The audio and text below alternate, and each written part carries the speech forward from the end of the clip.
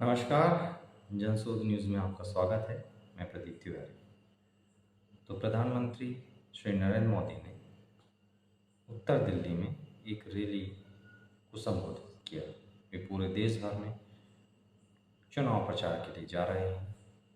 इसी सिलसिले में 5वें चरण में दिल्ली में मतदान होना है।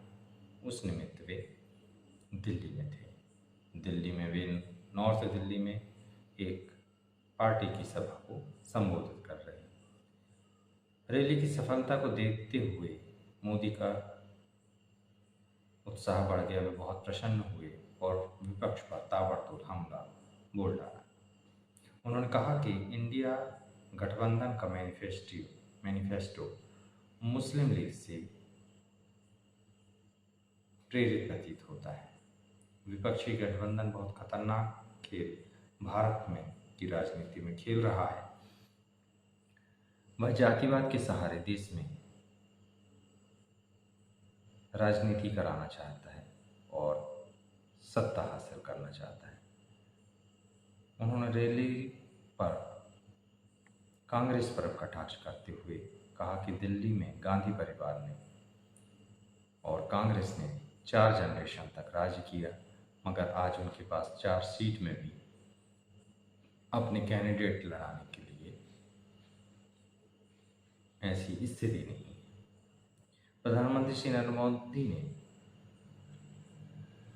उत्तर दिल्ली में सभा की, जिसमें उन्होंने कहा कि 2024 का चुनाव यह तय करेगा कि यह देश यानी भारत देश विश्व की तीसरी नंबर की इकोनॉमी बनेगा या नहीं। प्रधानमंत्री ने यह भी कहा कि 2024 के चुनाव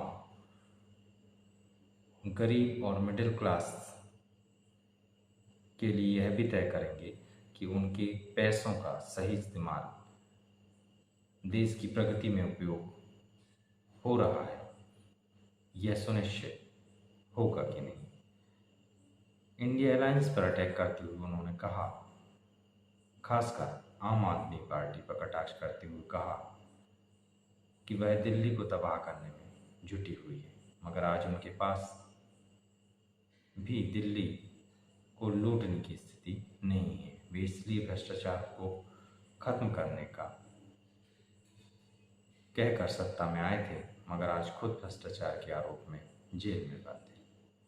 उन्होंने कांग्रेस पर हमला बोलते हुए कहा कि मेरा कोई वारिस नहीं है, देश की 140 करोड़ की जनता ही मेरी वारिस है।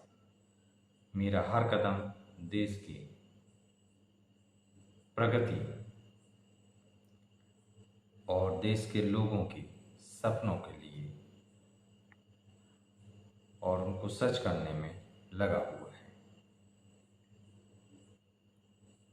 उन्होंने कांग्रेस पर हमला बोलते हुए कहा कि कांग्रेस आज आप पार्टी के भ्रष्टाचार पर चुप है।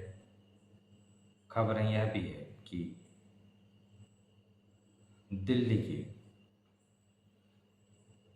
नेता, कांग्रेसी नेता गांधी परिवार से अनुरोध कर रहे हैं कि दिल्ली में आप पार्टी के साथ गठबंधन कर लिया जाए, हाथ में लिया जाए।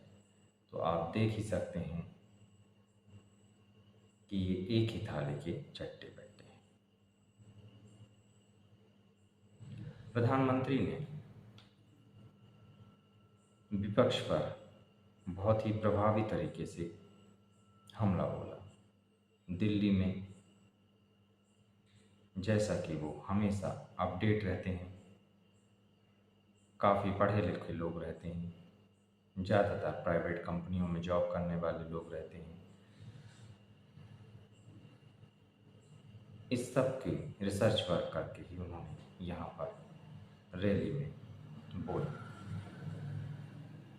इस रैली से और उनके संबोधन से दिल्ली में भाजपा को कितना फ़ायदा होता है यह तो आने वाला समय बताएगा, मगर दिल्ली की रैली को देखते हुए और प्रधानमंत्री श्री नरेंद्र मोदी के प्रभावी भाषण को देखते हुए और इंडिया गठबंधन की ओर से कोई विशेष और प्रभावी कदम दिल्ली के अंदर ना दिखते हुए लगता है कि इस बार लोकसभा में भाजपा की पलड़ा भारी रहने वाला है। स्थिति तो भविष्य के गर्त में ही छुपी है, मगर जो आज की स्थिति बयां कर रही है वह तो भाजपा का पलड़ा ही भारी बताती है।